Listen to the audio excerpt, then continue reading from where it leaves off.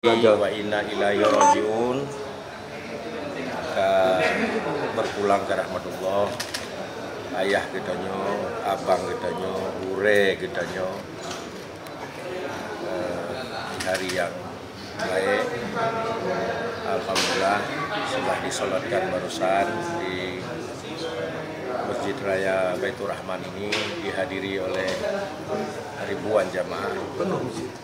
Tanda kesayangan masyarakat Aceh terhadap sosok ulama tusuk yang baru saja dipanggil oleh Allah.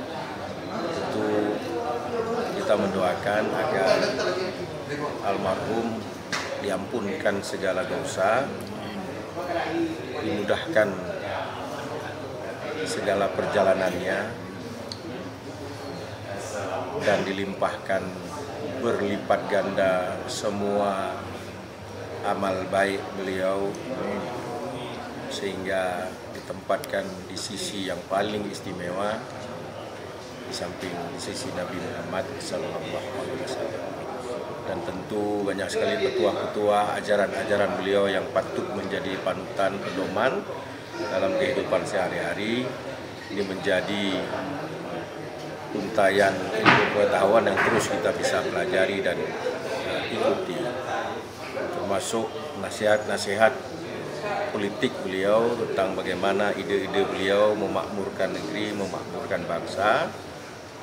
Itu juga menjadi bahagian daripada ajaran dan pedoman yang patutlah kiranya kita ambil hikmah dan laksanakan dalam kehidupan sehari-hari di dalam dunia. Pak PJ, mungkin semasa hidup bagaimana pemerintah Aceh melihat peran almarhum Tusuk?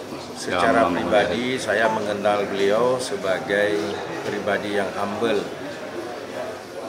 rendah hati, mudah membagi ilmu, banyak ide, banyak inovasi, dan gampang ditemui, gampang dimintai pendapat. Saya kira itu kesan pribadi dari saya. Tentu yang pernah mengenal beliau, pernah berdiskusi dengan beliau sehari-hari.